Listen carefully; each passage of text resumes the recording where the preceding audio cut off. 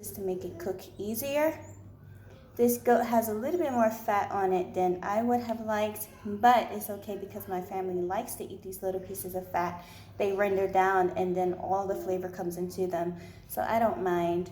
We also have here a spice mix that I put together. So again, this is my suqaar recipe, and we have a few different masalas here, and meat curries and powders and ginger, a little bit of ginger, just a touch of ginger, some cumin, basically some mixes here. And then here we have some mixed vegetables. So we have onions, we have tomatoes, we have green peppers and carrots. And also over here we have some garlic that I'm going to unshell and put inside here as well. So what we're first going to do is just take this, and I'm just going to pour it all in. I'm going to pour it in and mix it in here so that it can marinate while I get these vegetables prepared. I'm going to end up adding a little bit of salt later. As you can see, they're nice and covered.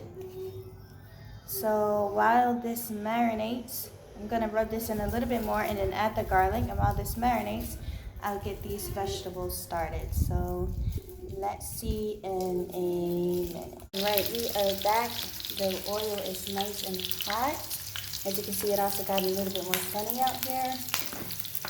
Just that fast. Now I add diced onions and garlic just at the beginning, and a little bit of flavor in just to get it started so that when I add the meat, it tastes really nice and the vegetables don't get too soggy. As you can see here, I also have some spiced rice that we're going to be eating with this. Onions, carrots. It smells really good already. It smells excellent actually. Now I'm going to just add the meat and let it fry.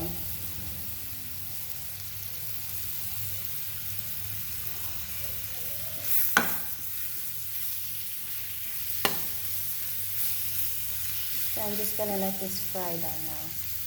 I'm going to add just a very bit of water just to cover the bottom. And I'm going to turn the heat up so it will cook. First we'll add the carrots so that they have the longest time to cook.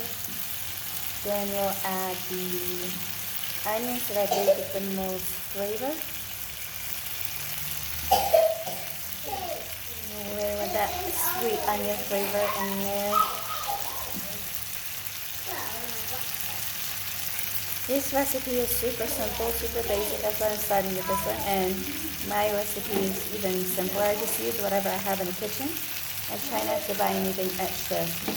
And this authentic Somali recipe, even though I will not be eating this with lahal, I will be eating it with the rice instead, as in this spice rice. Beautiful. And we'll mix this up and I'll show you the final product in a minute. Just a little sauce next.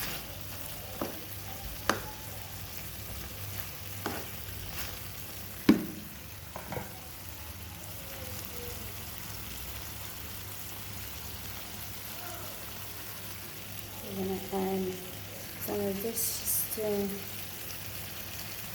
make it look pretty. It smells so good.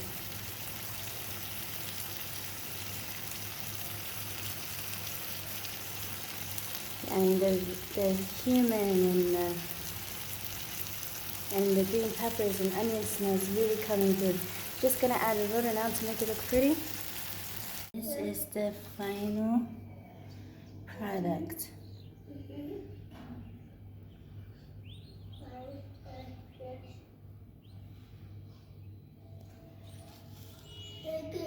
Okay,